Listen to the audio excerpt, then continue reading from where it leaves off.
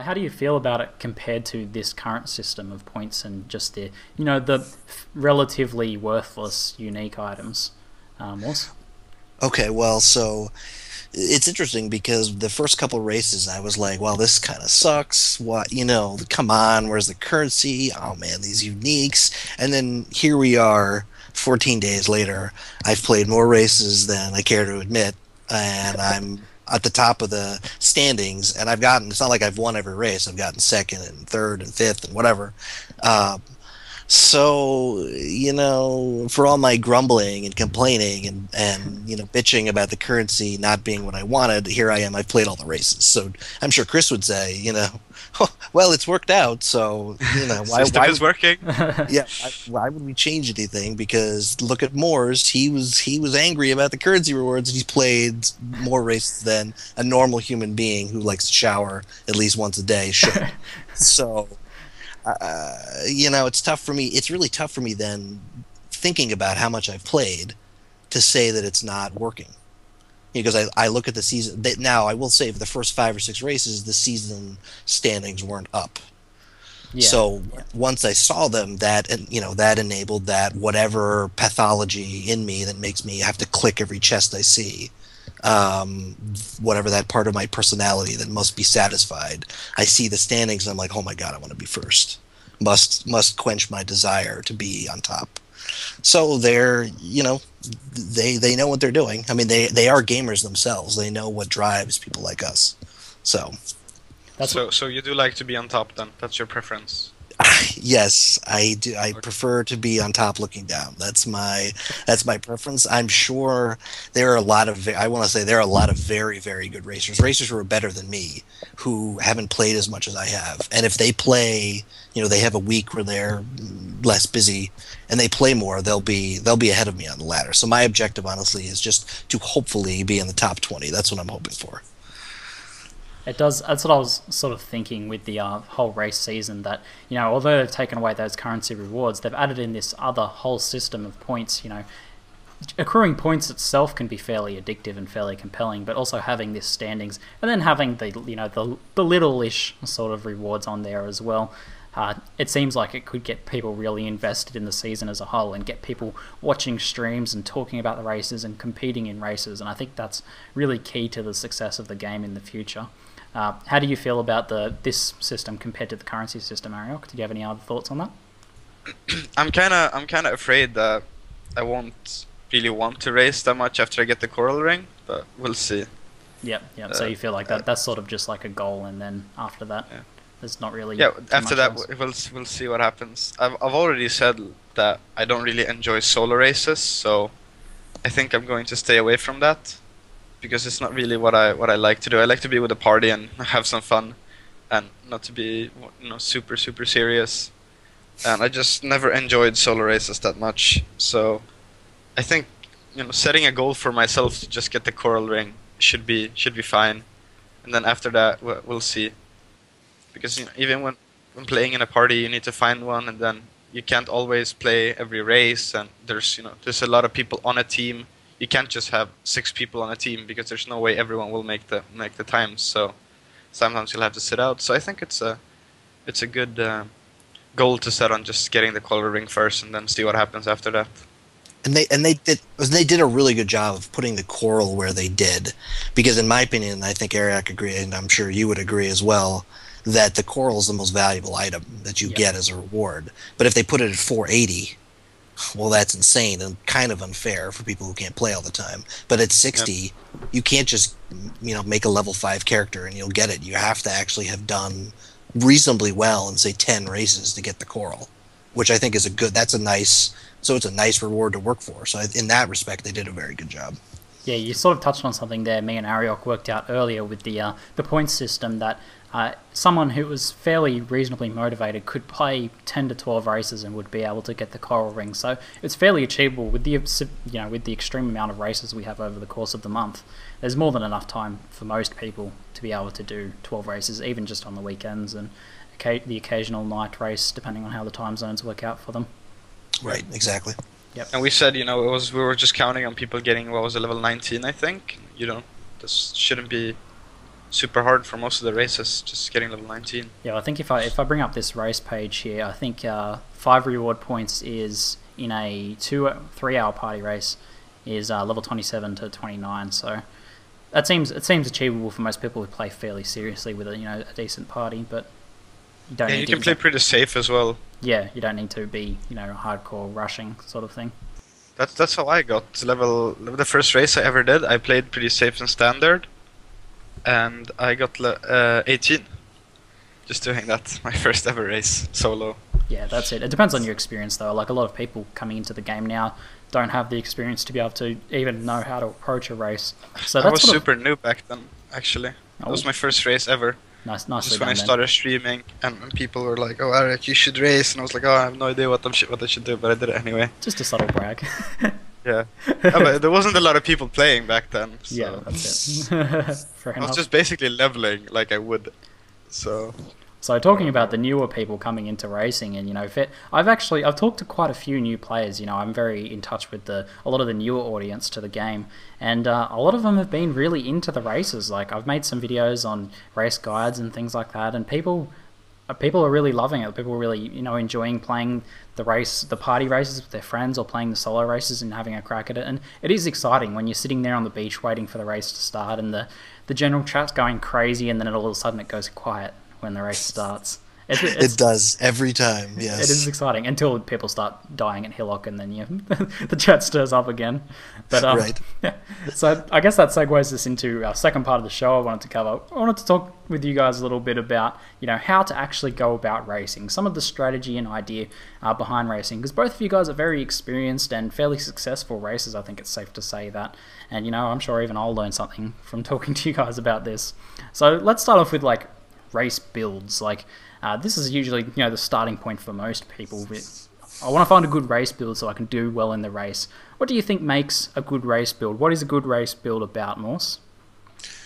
Well, it's interesting to think about what are your objectives in the course of a race, and obviously this changes 1 hour, 2 hour, 3 hour.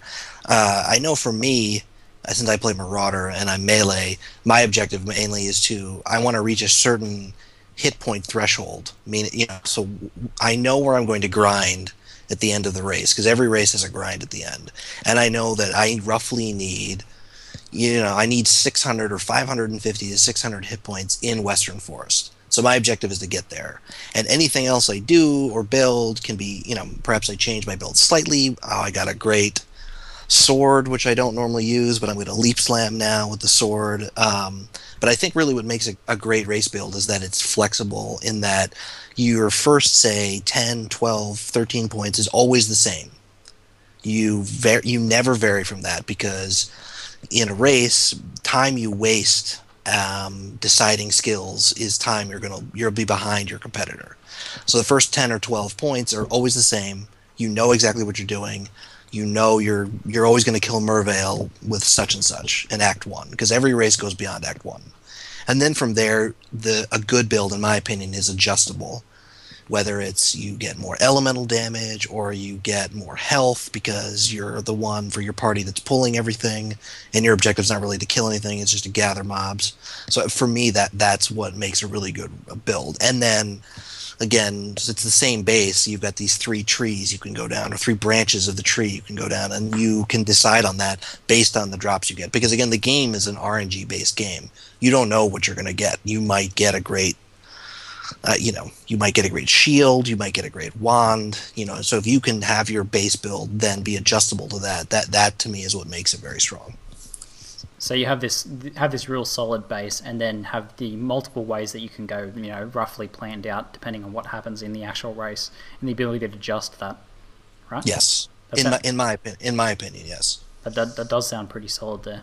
What do you think about formulating a build for a race, Arioc? How do you go about doing that?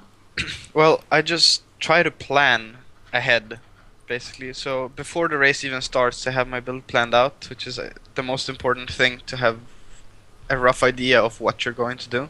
Then I need to plan out my skills, so I usually play Templar, so I know at the start I want to take the increased area node because I'm going to go Ice Nova. But then, there's an important part where you have to realize that Ice Nova will not work a lot past even at the end of Act 2, it's gonna fall off a lot. So then I need to have a plan. What will I do then?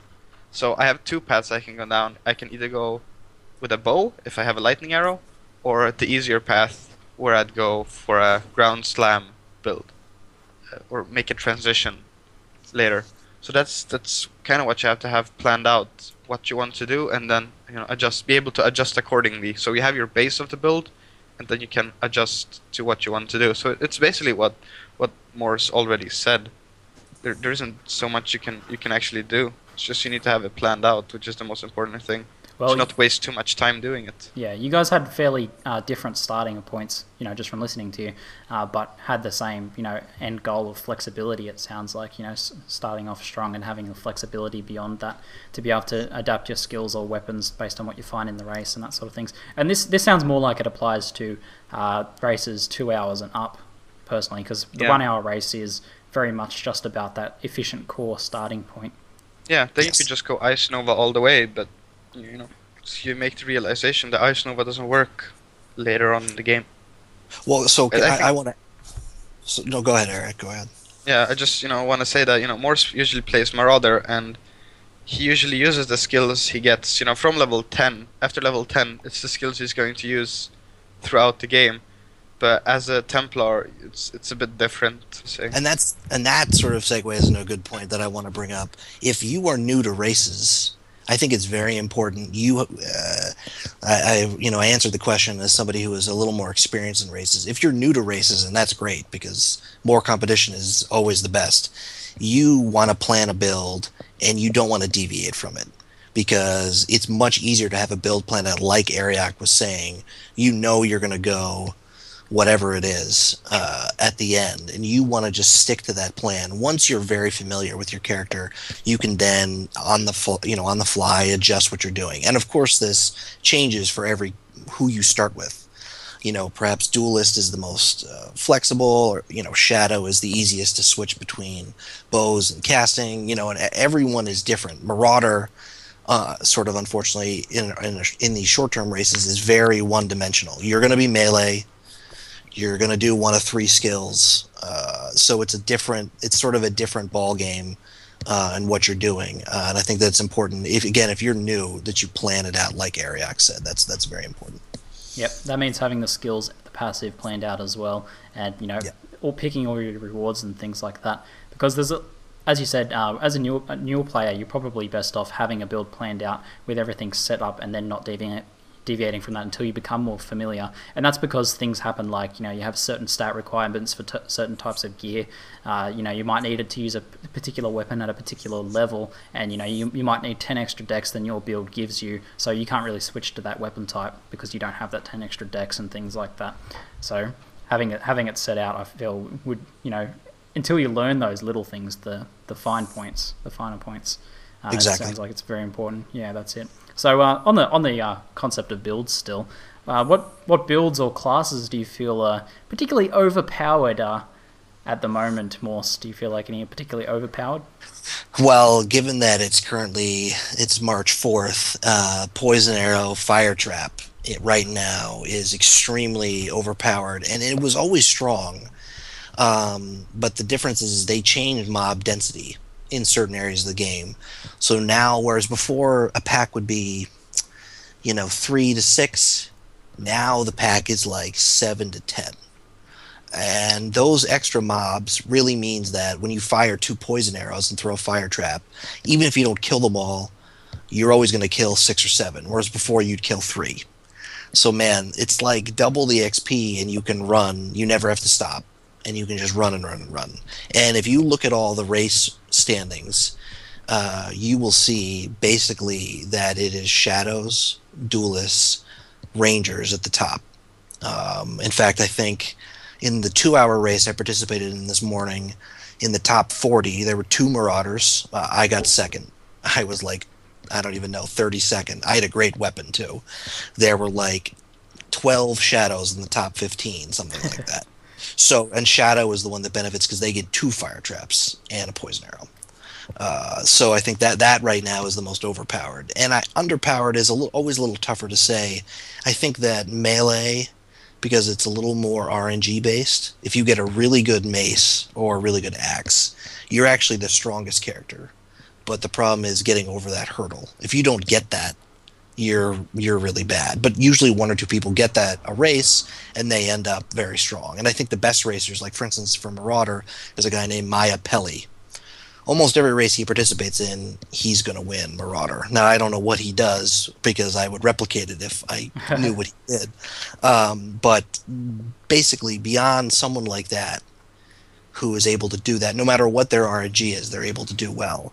Melee is very dependent on that. And so then you have, on the opposite side, something like Witch, where I don't think Witch is very RNG dependent. It's just very tough to play. And there's usually It's like just very bad. Yeah, it's just very tough. So, I haven't played a Witch in a race, and it's something I need to do at some point, because I want to sort of experience what they have to deal with. I need to do a test run and see what it's like. So those, I would say Melee and Witch would be the underpowered classes at this point. So what do you think about the Fire Trap Poison Arrow combination, Arioc? Especially the fact that patch 0.10.2 is planning on nerfing the damage at lower levels. Do you think that'll deal with the issue? I don't know. I think Fire Trap has the most power early game, unless you get a steering touch in a race. That'd be kind of GG, I think. If you had someone running Fire Trap and you get a steering touch and they could transition into a fire build. Wow. And the same thing seems to occur with Silver Branch as well. Yep. Yeah. With, it's just kind of these uniques, the low-level uniques, that just makes these skills just tip over. Like getting a Shiver Sting would probably be really good for a Leap Slam build. But I don't know. I haven't really been racing a lot, so I can't say if it's gonna fix the Fire Trap thing. But I think it even like the Poison Arrow, it's been nerfed since closed beta, and it's quite a huge nerf. But it's still in use, so I think it's just one of those skills that are just pretty good. So it doesn't really matter what they do to it, because you don't have anything else you could use which would replace it. Do you think it's more about the mechanics of the skill, that it is an AoE ability and how accessible it is? Yeah, because they're independent of your weapon. As Morse was talking about, when you're playing a melee build, you're really relying on getting that awesome maul or getting that awesome axe. But with a Fire Trap Poison Arrow setup, your bow essentially doesn't even matter. Yeah, exactly. And I think that for those who don't know, Poison Arrow, it used to actually leave a dot on the target when it went into the cloud or was hit. Okay. And even with that being removed now, Poison Arrow is still good, even though I hate the skill myself. Well, and I think the part of what makes it was sort of a double-edged sword. Even though Poison Arrow has been nerfed, and I wanted to be clear about it, it's the mob density change that made it. Yep. Then that sort of an unintended consequence of that was that, again, before you would have killed 50% of the pack, and you kill 50% of the pack now, except that was 3 mobs to close beta, and now that's 7 or 8 or something nuts. So that allows people to gain XP at a rate I've never seen before. For instance, we did a race, our normal race strat. We had someone who'd never played Shadow before, or has played Shadow before, but hadn't run for us. So typically the person who runs, and just in case anyone doesn't know, say you kill Brutus, at that point the rest of the party would go farm an easy place to farm, in this case Ledge. And the person who's running would run from Brutus to the next place that's good to farm, which is Coves. So you run through Prisoner's Gate, and then you run through Shipyard, Graveyard, and then you're in Coves. He was ahead of us in level, doing the running, which means he's not standing around killing mobs. He's running as fast as he can. He's looking for the exits. He is not trying to kill mobs, and he was ahead of us in level. Now, again, it's level 11 versus level 8, but in the past this would never happen. It was not possible to do it efficiently.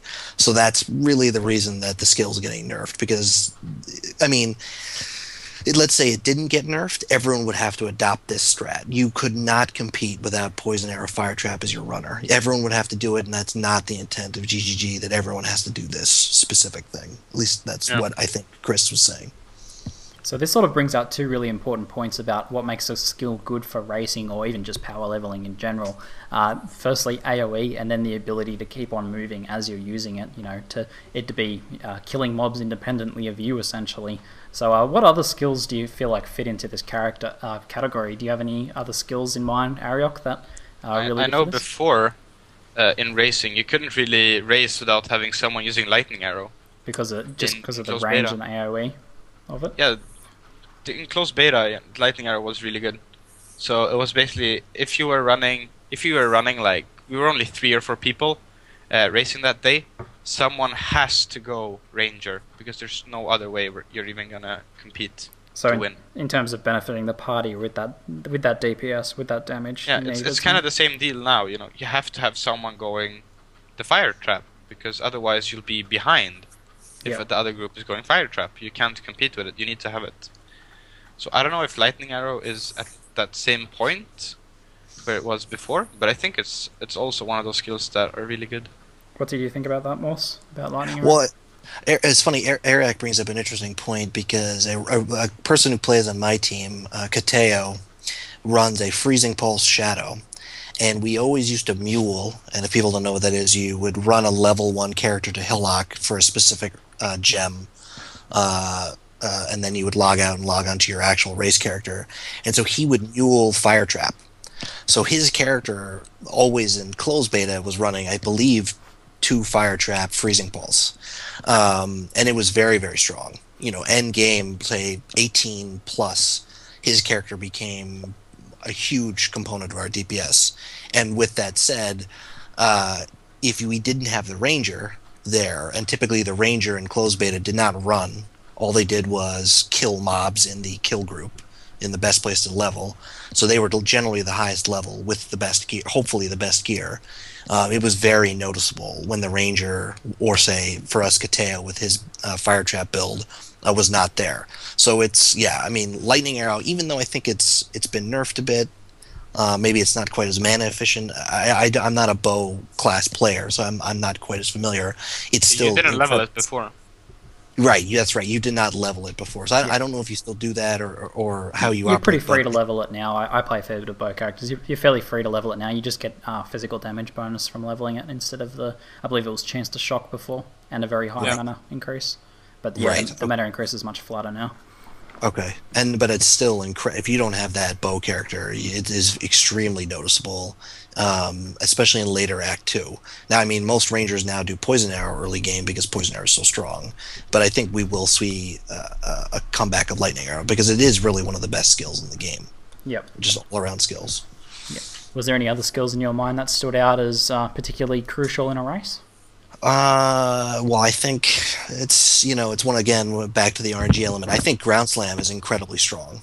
Ground Slam, for when there's a huge pack of mobs, there really is nothing that comes close to it. And I would say, what would be another skill? Actually, I would say, if I can lump them all together, auras.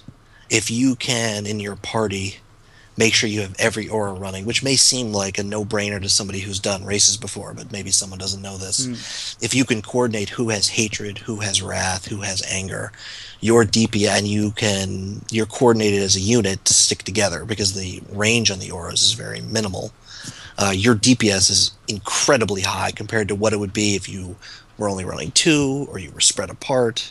You didn't group up to kill the mobs. So I think that is one of the most important aspects of a race, is getting those auras and getting that coordinated. That's actually really interesting because, as you said, it is something that, it seems obvious, but I think a lot of people might not think about it so much as, often people will just have 2 people running anger because it's easier. But if you can sync up your party and have your party work together to fill the gaps in auras and then, as you said, running close together and having the auras overlap on each other, it can make a huge difference to your overall success as a team. Yes. So that was sort of actually something I was going to ask about. You guys have actually covered a lot, is party strategy, because obviously with the solo race, it's fairly straightforward. You create your build, you run your quests, and you try and level as much as you can. You get to a point where you farm and you farm. But in a party sort of setup, there's a lot more going on there. Do you want to explain a little bit to people that haven't played the party races so much, Arioc? What else goes into a party race? the point where when you're with a party is you need to be efficient when killing mobs. So you're 6 people.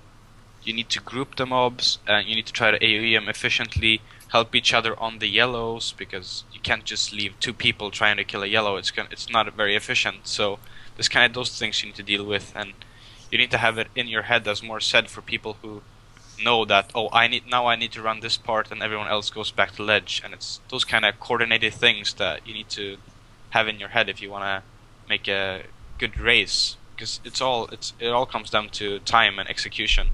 So it's very important that you have those things mapped out.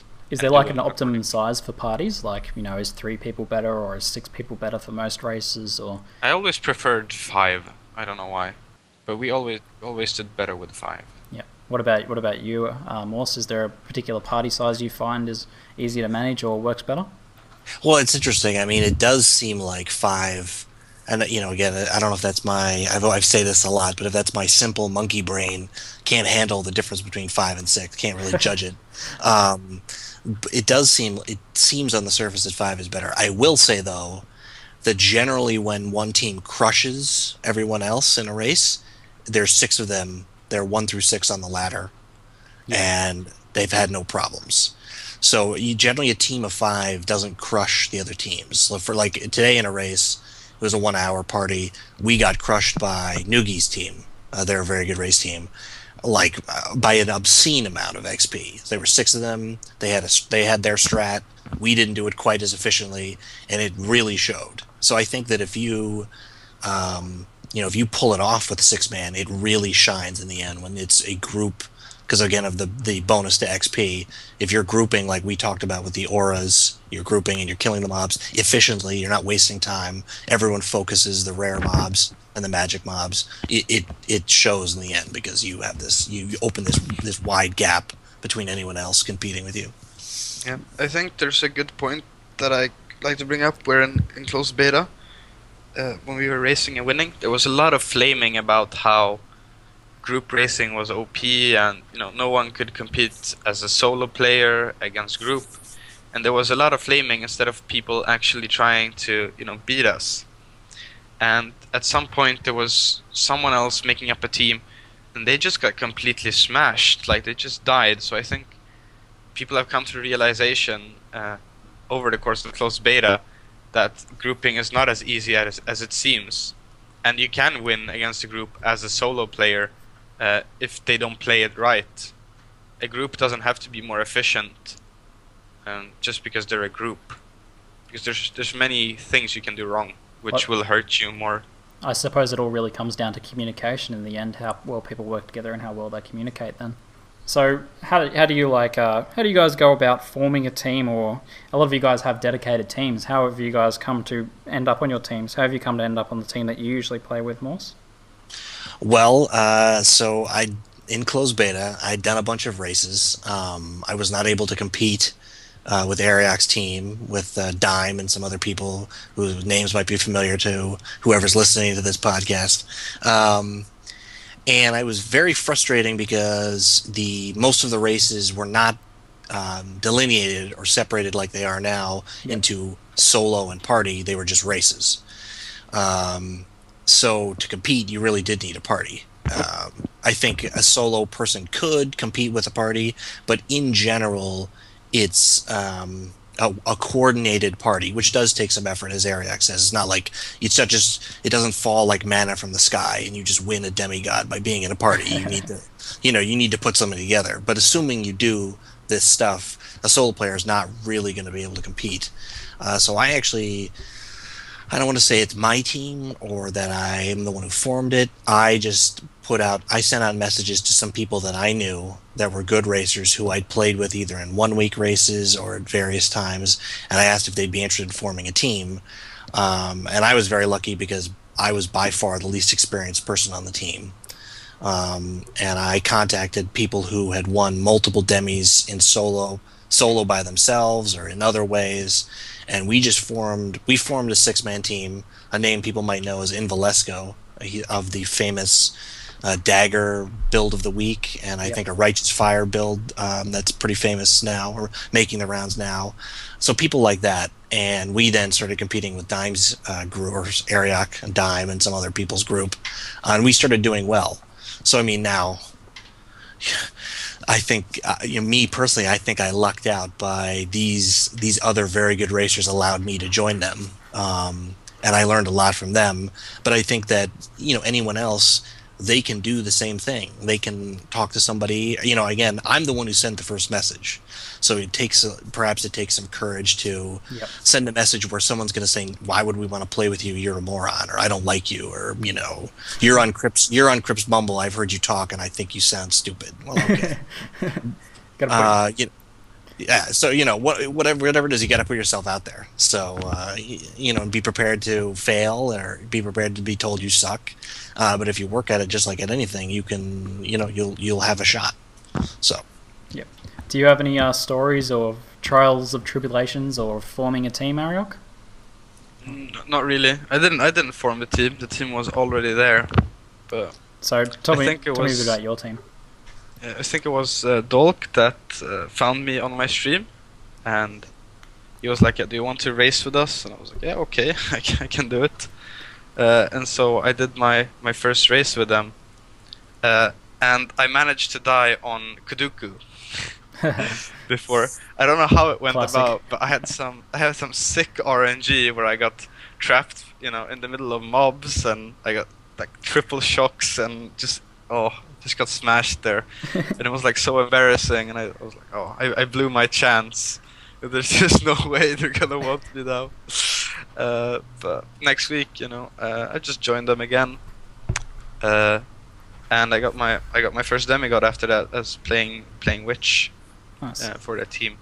So there's quite a few, I guess, what could be considered major teams. Like, I don't really want to call it an esport or anything like that, but it's sort of got that same feeling to it for me, coming from StarCraft 2 to Path of Exile, having these teams form now. But it's kind of hard for someone who's not really involved in it to know what the major teams are. So we've got the team that you guys have played with separately and your separate teams and things like that. But is there any other like major groups of people that consistently do well? You mentioned Team Noogie as well. Yeah. Yes. I mean. Okay. Do you want to take this one? I don't know. Yeah, sure. So I would say that there basically are 4, maybe 5 teams right now. There's the team that I'm on. There is the team that is some new people with I always say Dime because he's the only person I talked to really before I started talking to Arioc. And since he was always Marauder, so that's who I was competing with. There is the people who play with, who I think I guess would just say an amalgamation of people from Crips Mumble, who I've played a couple races with them, and then so Dime, Noogies, so it's 4 teams, and I think that there are other teams out there. I tend to be sort of I'm a nerd, and I love looking at numbers, so I look at the Path of Exile or PoE statistics website, which shows the breakdown of racing and everything, and you can see that there are other race teams out there, and I don't know them. I don't really know what they're doing in terms of who's playing what. Like for us, most people with the top teams, people are generally playing the same characters. Like they know Morse is always on a Marauder, etc. And so they're probably still in flux a little bit. But I see other teams out there, and I think it's only going to be more and more teams are going to be formed. Right now there's 3 or 4, but give it a month and a half, I think there'll be 6, 7, 8 teams that are very competitive in the scene, because again, it just takes time to coordinate 6 people's schedules, getting to know each other, and they'll figure that out, and then races will be very competitive, and I'm very excited to see what it's like. Yeah, I feel the same way as well. We've got a lot of new players, I think, and a lot of those new players, while not so experienced at the game now, I think give it a month's time and they're going to really, cling to this idea of racing and really, get involved in it. And as you said, we'll have more teams forming up in a more competitive race season and things like that. And it could be pretty interesting to see. And with more and more people starting to stream as well, there's like a lot of Path of Exile streamers cropping up as well. That means we're seeing more coverage of the streams, and more people are watching the streams. More people are talking about the streams on Reddit. I'm seeing daily Reddit threads about the different races that's going on. Overall, it's very exciting, and I think it's really good for the future of Path of Exile in general. Yes, absolutely. Well, I mean, you can just see I had one of my best races I've ever done, and I think I got third. So, it just shows you there are a lot of people out there competing and who are, this is a solo race. So, there are very good players out there who I think are just waiting to join a team. And once, Yep. again, once there's somebody who takes the initiative to form that team, there'll be some very strong teams out there. Oh, I'm looking forward to that. So we're sort of pushing the end of the show at the moment. So I wanted to just, for the, I guess to close things off, talk a little bit about some more general like tips for newer players coming into racing. What are some things that you guys feel you can do in races to improve your results? Like there's I guess the process of racing is very different to playing the game in general. An example like that comes to my mind immediately is skipping certain content in the game. So, what do you feel like? Is one solid tip you could give to newer players looking to race, Arioc? Watch streams. I think that's a good start. I think that's I actually... think Noogie streams this race, I'm guessing. He does. So I think the easiest way would be to watch what he does and then try to do the same thing, for example. Because I think there are a lot of racers who have this general core idea down, so it doesn't really matter who you watch because they all basically know what to do. So you'd watch the stream, you'd kind of maybe write down on a piece of paper what's going on, what do I have to do, and then you try to make your character and then try to replicate that as a practice run, for example. Yep. I think that's actually a really, really solid tip because I've only more recently gotten into racing, and a lot of the stuff I've learned from racing has been exactly by doing that, watching people, streaming, or there's even some good videos on YouTube of people who have, recorded their entire race or a race practice session or things like that. And, it's showing the process because there's so many things like that you can just pick up, just even how you move between the quests and, how you kill mobs and things like that that you can pick up just by watching someone. So I think that's a really good tip. Did you have anything else to add to that, Morse? Well, it's pretty tough to top that one because I think that's the best one. But I want to like add a specific element to what Arioc said. If you watch a stream, at least for me, what I think is very helpful is always information. So you see that. Now, again, you want to make sure you're watching a solo versus a party because the times will be different. But let's say you watch a solo and you see that Noogie kills Mervale at 34 minutes, whatever the time is. So you say to yourself, okay, Noogie's an extremely good racer. I'm not gonna kill Mervale in 34 minutes. But you say to yourself, well, my goal is to kill Mervale in 40 minutes. And you set aside 2 times a week, you're going to make a level 1 character, self-found, man mode, just like a race, and you try to kill Mervale in 40 minutes. Now, if you can do that, and it doesn't have to be Mervale, say 40 minutes is too much time. It's just to Brutus, which is roughly 19 to 23 minutes, depending on how well you're doing. Whatever the time is that your goal is, you just practice to that goal. And I really think people would be surprised how much just, say, 2, even 3 practices would make a difference in their overall race. They'll be very comfortable killing Brutus, which is, is a tough boss to kill because your gear is kind of bad. So these little things, these race time splits, as I always call them, if you can figure out what your split is you're shooting for and you practice for that, you will see a noticeable difference in your race. So like if you're, I don't know, 412th in the last race and you practice twice killing Mervale at 40 minutes, and maybe 40 is too fast, 45, I don't know, you will absolutely go up in rank and you'd be stunned how quickly you'd improve just by having that goal. And you know what? Even if you die doing it, that's okay because everything you did up to the point when you died is information for next time that you can use. So, at least for me, that practice is what's very important. Even the death itself, I think, is a really good learning lesson. I've played, a few race practices where I've died to a certain thing and realised that, I needed a little bit more health at that point, or I need to really make sure I have a town portal scroll or a resistance ring at that point in the game. So there's a lot you can pick up from that. I think that's an excellent tip, man. Well, absolutely. I've died to Kaduku trying to click a chest because that is my bad thing. Is I need to click the chest. There could be alchemy in there, and I want to alchem all. Well, I've died to that twice in practices, and I just made I cannot screw around by Kaduku, and that's it's just you won't learn that until you die and you get really mad at yourself. So you're right. That's the deaths can sometimes be the most valuable lesson. And I think it's important to note things like, for example, how much HP would you need to survive a smash from Val, for example. That's also pretty useful information to have. Like, how much HP do you need to survive a smash from Brutus? So maybe, you know, that's a goal you might want to reach as well before you even go do Brutus, because you don't want to get one-shotted by a smash. So you also need to know the numbers of how much will this hit me for and how much will that hit me for. Right, so it's a very good point. Tonight on when I was doing Vol and a group of people who I don't race with, Vol smashed my Ranger and I didn't move, and they all were like, "Oh my god!" But I had 600 health, and I knew that he would hit me for roughly 500 damage, and he hit me for 480. Now they said, "Well, if he crit you, he'd kill you." Well, I've done Vol, so I normally kill Vol for my group. I've killed him like 30 times.